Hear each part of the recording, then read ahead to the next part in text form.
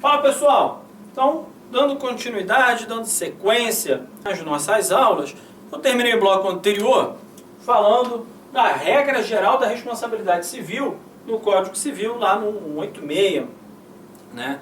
186, 187 também é muito importante do Código Civil, tá?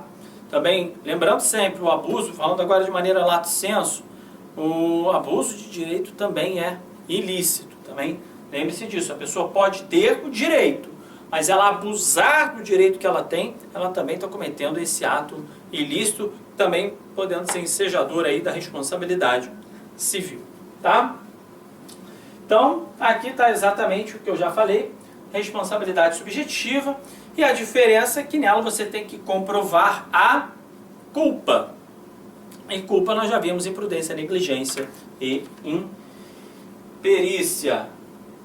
E aí a gente começa a conceituar um pouquinho os tipos de culpa, né? Imprudência, negligência e imperícia, e fui já dando alguns exemplos agora já vinculados à área médica. Nós podemos dizer, por exemplo, o camarada que... Não, deixa eu conceituar primeiro. Imprudência, pronto. Eu já posso falar, imprudência. Você está na estrada, né? Você está lá na estrada, tem aquele limite de velocidade, 100 km. Você está a 160. Então, você está sendo imprudente. O que isso quer dizer? Imprudente revela um agir, uma atitude positiva. Positiva no sentido não de boa. Positiva no sentido do seu agir. Uma atitude que no direito a gente chama de comissiva. Tá? Beleza? Então você vai praticar um ato, por exemplo, esse exemplo que eu dei, você tinha que estar a 100 km ou até 100, você está a 160, você está sendo imprudente. Isso é, por exemplo, um exemplo aí de imprudência. É a ausência do devido cuidado. Grava essa expressão, ausência do devido cuidado. Você, não está observando ali se você está a 160 quilômetros, se passa um animal, você tem uma freada na frente, ou você tem um buraco, né? Uma ausência de cuidado que você está tendo. É proibido ultrapassar. Aí você vai lá, ultrapassa, não observa e tem os acidentes que ocorrem nas estradas. Tá? Então a imprudência ela requer um agir, uma atitude comissiva por parte do autor. Tá? Então, é a realização de um ato sem a devida previdência. Então, age com imprudência, agora ligando um pouquinho já para a área médica, o profissional que tem atitudes não justificadas, assodadas, precipitadas, sem ter cautela. Tá? Exemplo de imprudência seria o caso, por exemplo, de uma alta prematura, a realização de uma operação cesariana sem equipe cirúrgica mínima necessária, tá? Isso aí são atitudes, exemplos de imprudências, também um pouco nessa área. São exemplos infindáveis, né? Mas de início eu quero que você preste atenção na seguinte coisa, que imprudência ela vai requerer um agir, ausência do devido cuidado para aquele ato, tá? Negligência se caracteriza por uma omissão. Então é totalmente oposto à imprudência. Porque na imprudência é um agir, na negligência é um não agir. Tá? Você não observa determinado tipo de procedimento que você deveria realizar. Você deveria realizar tal exame, o paciente chega para você, você não realiza tal exame, um determinado tipo de exame que normalmente, tá? A gente, aqui no direito, a gente chama o homem médio, o que a situação técnica, ou que a técnica recomendaria para aquele caso, mas normas basilares, né? Ou atitudes normais para aquele caso. O paciente chega e você prescreve uma coisa totalmente, você não faz, melhor dizendo, né? Você não faz um exame que deveria ter feito, você está sendo negligente, tá? Então, é uma omissão de uma conduta esperada, que é exatamente o que eu acabei de falar. Então, o paciente chega para você, chega com uma dor abdominal, um exemplo.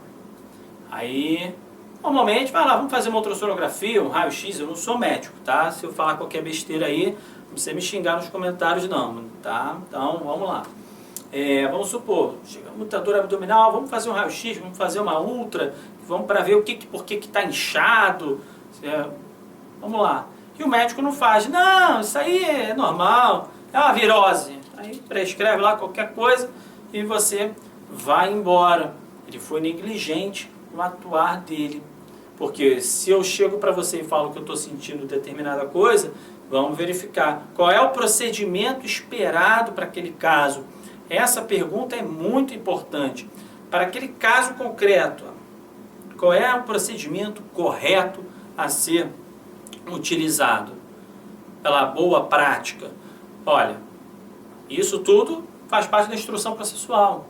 Então, que o perito vai falar, olha, para esse tipo de caso, é recomendável, senhor juiz, que se faça uma ultra, que se faça um raio-x, tal, etc. O médico fez isso? Não fez nada disso. Já complicou, tá bom? Então, negligência é uma omissão de uma conduta esperada e recomendável. Nós temos aqui um exemplo. O profissional de saúde esquece também algum objeto cirúrgico dentro do corpo do paciente. Quem nunca ouviu, né? Fala nisso, você está lá praticando, fazendo a sua cirurgia, aí você deixa uma gaze, deixa um objeto lá dentro do paciente. Você é altamente negligente, né? Porque você tem que observar todos aqueles atos. Você não observou uma conduta altamente o quê? Esperada. Qual é essa conduta? A conduta de você verificar, terminar um procedimento, os seus auxiliares, verificar se tudo foi retirado, se foi lavado e etc. Essa é a conduta esperada, tá? Vamos ver se tem mais exemplos aqui. Operações prematuras, descuidos, nas transfusões de sangue, emprego de métodos antiquados ou incorretos. Nós temos também um caso bem comum, é esse aqui, abandono ao paciente. Nós temos que o paciente, né, agora linkando um pouco com o direito, com o advogado, melhor dizendo, nós temos que acompanhar, por exemplo, os processos. Saiu um despacho para publicar aquilo em 10 dias, para você peticionar qualquer coisa, requerer a juntada de tal documento, uma providência, né, em 10 dias. E você, nem aí. Deixa isso para lá. Esse atuar do advogado é negligente. Pode ocasionar um dano ao seu cliente e esse dano processual, né, ser muito grande. Ele perder o processo, perder uma oportunidade e depois esse cliente, vamos supor, responsabiliza o advogado, olha só, ele atuou com negligência. Ele deveria ter praticado um ato aqui e não praticou. Então você tem que acompanhar da mesma forma o médico com o seu paciente, tá? Da mesma forma. Médicos que não conhecendo o caso clínico prescrevem remédios por telefone ao paciente. Também um cuidado muito grande com isso. Né? Porque liga, e aí? Então, claro, situações de emergência, nós vamos ver um pouquinho mais à frente, na teoria da eleição procedimental, muito interessante, tá? E se for um caso de urgência, emergência e etc., e não teve como você prever outro tipo de situação, uma situação atípica, você tem que escolher o tipo de procedimento a ser adotado. Dependendo desse tipo de procedimento, se você não agir com imprudência, negligência ou imperícia, né, você ser responsabilizado ou não. Tá? Então, o que isso aqui quer dizer? Você liga, a pessoa liga para você médico. Você não pode sair prescrevendo remédio. Qual é o recomendável? Olha só, eu tenho que analisar o paciente tem que analisar o caso para ver, tem que fazer umas perguntas para ele, porque ele pode ser alérgico a tal remédio. É muito comum muitas pessoas serem alérgicas, por exemplo, à penicilina, né, e não pode tomar determinado tipo de medicamento. Vamos supor, você prescreve um remédio que a pessoa é alérgica à penicilina. Morre. Se ele tivesse numa consulta com atuar correto, aí ele vai lá, não, chama ele aqui, ou eu vou aí, a sua casa faz tudo correto, aí ele talvez não tivesse tido essa atitude, faria todas as perguntas, os questionamentos corretos para prescrever a medicação correta. Então, você médico aí, muito cuidado com isso aqui, tá? Muito cuidado. É muito bom você conhecer o caso clínico do paciente para você prescrever um remédio adequado. É a mesma coisa que aqui no direito eu digo, dá uma olhadinha no processo, né? Essa frase fantástica. Dá uma olhadinha, eu tenho um caso, é isso, o que tem que fazer?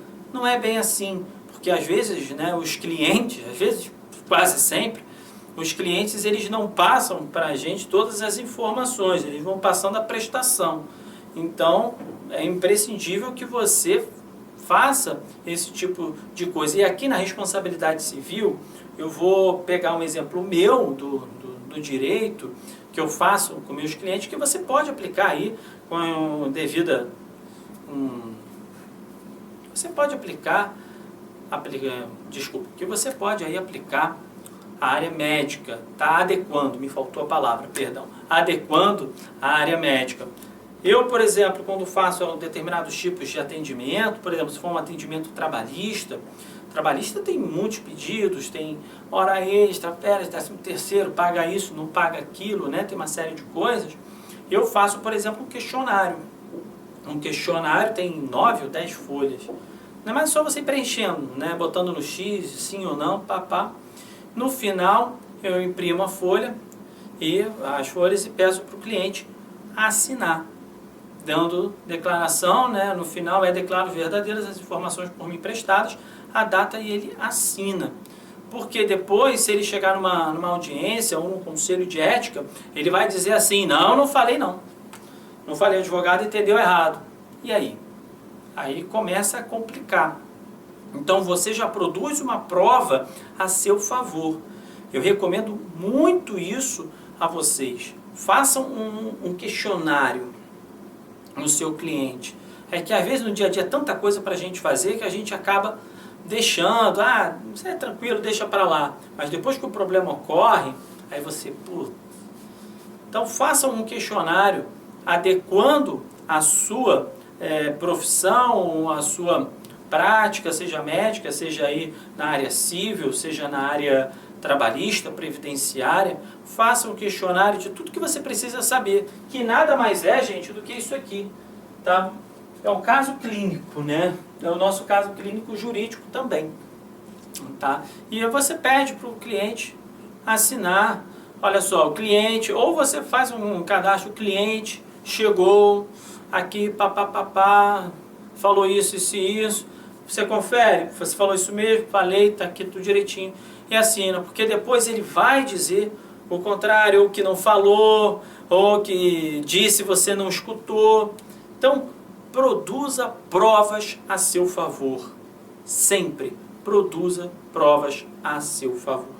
Tá legal? Então isso aí é muito importante, muito cuidado aí, você, médico, que fica prescrevendo aí coisas pelo telefone rápido. Claro que, se for um caso de emergência, cara, a pessoa está morrendo, ele está morrendo, o que eu faço? Você não vai falar, olha, então espera aí o defunto, espera o quase defunto, né? Espera eu chegar, morre não, não é isso, evidentemente, tá? Se for um caso, urgência, emergência, tem que prescrever alguma coisa, vai embora, a gente vai ver isso um pouquinho mais à frente, tá? Beleza? Então, os médicos que mesmo com a chegada do paciente ainda permanecem deitados no posto de saúde. Isso parece, né, piada, mas infelizmente no nosso país não é piada. Tem, infelizmente, às vezes fica com aquelas filas longas lá fora, e isso já saiu. Não estou falando, não estou criticando, veja bem, nem nenhum tipo de categoria. Apenas falando coisas noticiadas que já saíram nos jornais e exemplificando condutas públicas que foram noticiadas, tá? Apenas isso, como aqui no Rio já saiu, acho que foi no final do ano passado que teve aqui no interior. Se quiser depois alguém pergunta que eu mando a reportagem também. Que os médicos estavam lá dentro e tinham trancado o hospital à parte de fora, como se o hospital tivesse fechado e estava todo mundo na parte de dentro. Aí é brincadeira, né? Aí realmente só pode ser brincadeira. Então, mas também atua com negligência. Imagina, o cara chega morrendo, sentindo uma dor absurda, precisa ou um pé gigantesco inchado, etc. E a pessoa está lá dentro, deitada ou dormindo, ou nem aí, ou atendendo, ou... Não pode. Também atua com negligência, tá?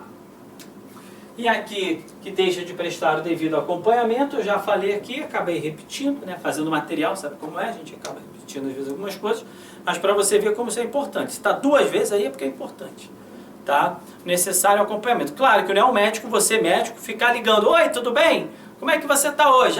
Não é isso. Mas é você não esquecer, morrer aquele paciente para você. Aí o paciente, quando for a você também tratá-lo da mesma forma sempre, né? E você não, tratei agora que se dane. Claro, se você está em um atendimento, você está em plantão, etc., é diferente. Então, entenda cada tipo de caso. Esse caso é um caso um pouco mais pessoal. É uma clínica sua, um paciente seu, como nós, advogados, somos os nossos clientes. Não é a mesma coisa que eu chegar agora e esquecer o processo e viajar, vou ficar 1 mês fora. Agora eu vou para Disney, vou fazer um cruzeiro, vou fazer não sei o que, e ó, tem aí para os processos. Não é isso, tem que acompanhar. Então, claro, se você está falando de hospital plantão, você vai lá, você atende não sei quantas pessoas por dia, você não vai ficar vinculado, né, evidentemente, a esses pacientes. Então, vamos ver aí, cada caso, aí é um caso. Nesse exemplo é aquele cliente seu. Por exemplo, se você esteja me assistindo, seja uma ginecologista, né? Ginecologista tem essa relação muito, né?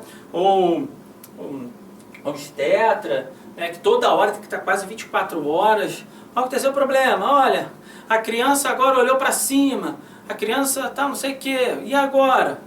Né? Você não deixar para lá e continuar acompanhando esse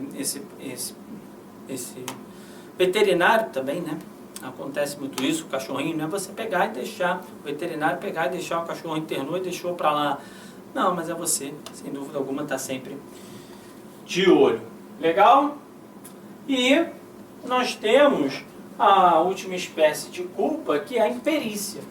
A imperícia, gente, está ligada à parte técnica, a conhecimento técnico, tá? Estritamente ligada a isso. A pessoa, ela é imperito, ela não tem o necessário conhecimento técnico para praticar esse ato. De uma maneira lato sensu, nós advogados, é o rapaz, né? Mas é o advogado que chega, que numa sentença, vamos supor, cível, ao invés de interpor apelação, ele faz um recurso ordinário, que é lá da Justiça do Trabalho. Quer dizer, o cara não sabe nem o que ele está fazendo da vida, né? Totalmente imperito, não sabe que recurso ordinário, né? O nosso RO vai lá na Justiça do Trabalho, não se aplica aqui. Enfim, esse é um exemplo bem crasso aí para ficar para vocês. Então, em vermelho eu sempre coloco, se está em vermelho é porque é mais importante, por óbvio e evidente, é o despreparo profissional, é o desconhecimento técnico da profissão, falta de habilidade. Uma pessoa, ela foi imperita naquele ato cometido, que ocasionou o dano. E aí, isso é que vai ter que ser comprovado para que exista a responsabilidade. Se ela atuou, se aquele ato que ela praticou, se ela foi imperita, se faltou a ela conhecimento técnico, tá? É isso que a gente vai ver, tá? Vamos ver se tem mais alguma coisa aqui importante para falar. Isso aqui é interessante. A imperícia deverá ser avaliada à luz dos progressos científicos que sejam de domínio público e que, em todo caso, um profissional medianamente diligente deveria conhecer, tá? Lembra que eu falei? O homem médio, para nós da área jurídica, vale o homem médio, que é aquela pessoa padrão, ou profissional padrão, aquelas normas de conduta. Pensa isso, são normas de conduta que todo profissional, para aquele caso, deveria fazer. Se não fizer isso, é porque ele não tem o conhecimento técnico a respeito daquela matéria. Conseguiram compreender isso? Então, isso é o homem médio, são aquelas normas básicas, são aquelas normas que toda pessoa ligada àquela categoria, né, que tem que praticar normalmente. Então, a imperícia deverá ser avaliada à luz dos progressos científicos. A gente sabe que a medicina, a cada dia ela está com um novo remédio, com uma nova substância, né, prescrevendo. Então, você tem que se atualizar a todo momento. A todo momento. É a mesma coisa que aqui o advogado ainda pegar uma norma antiga que tenha sido revogada há muito tempo e ingresse com uma ação judicial querendo a aplicabilidade de uma norma já revogada, podemos dizer assim, né? De uma maneira geral. Esquece as exceções.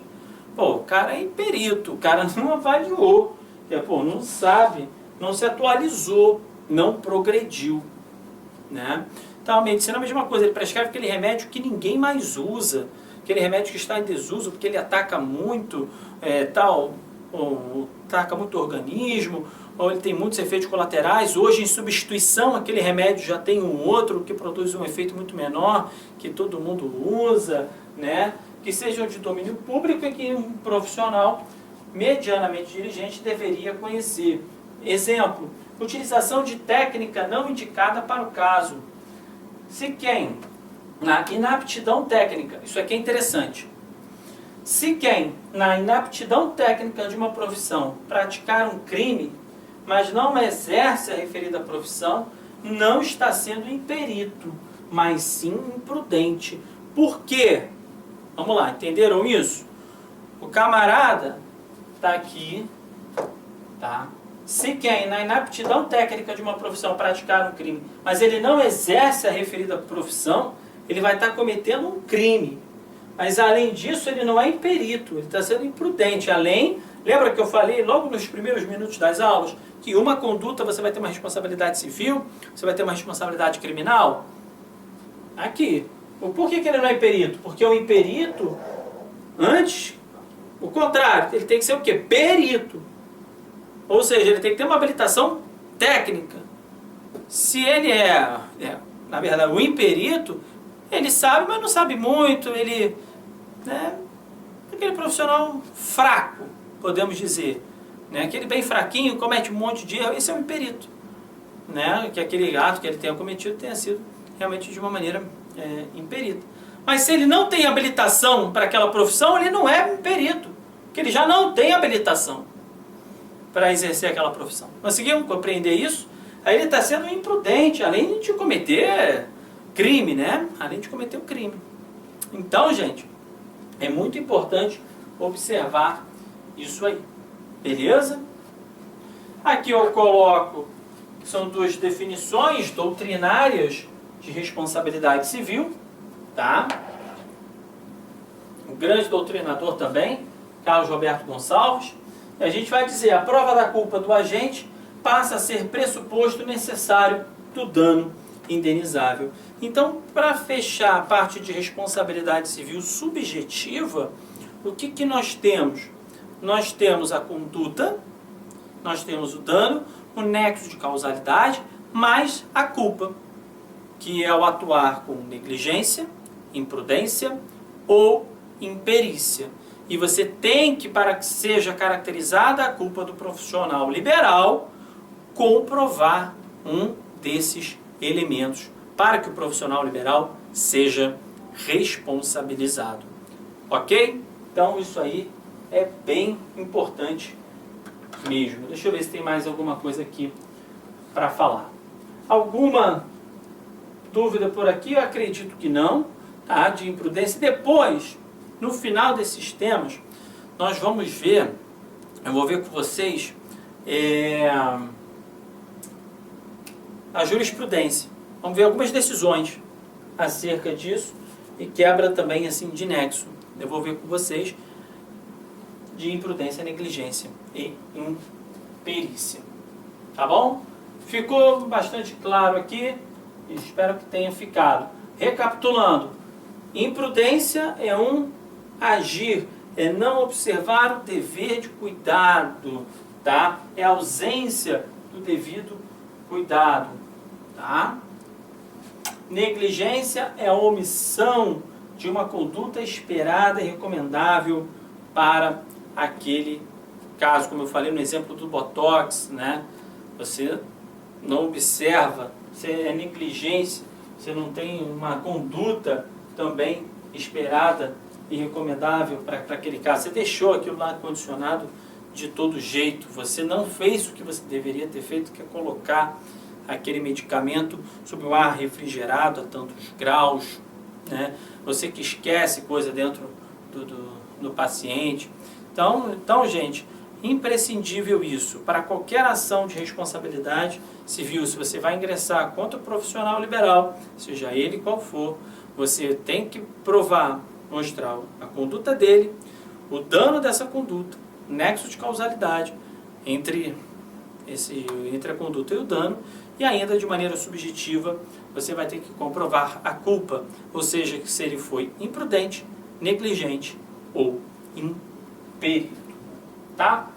E aqui, no próximo bloco, nós vamos falar da responsabilidade civil objetiva, daí por diante, depois vamos falar de quebras de nexo causal, tá bom? Então, bem devagarzinho, a gente vai continuando aqui o nosso estudo, para que depois a gente chegue lá um pouco mais, a gente analise as jurisprudências. Tá legal? Então, bons estudos para você, um forte abraço e até a próxima!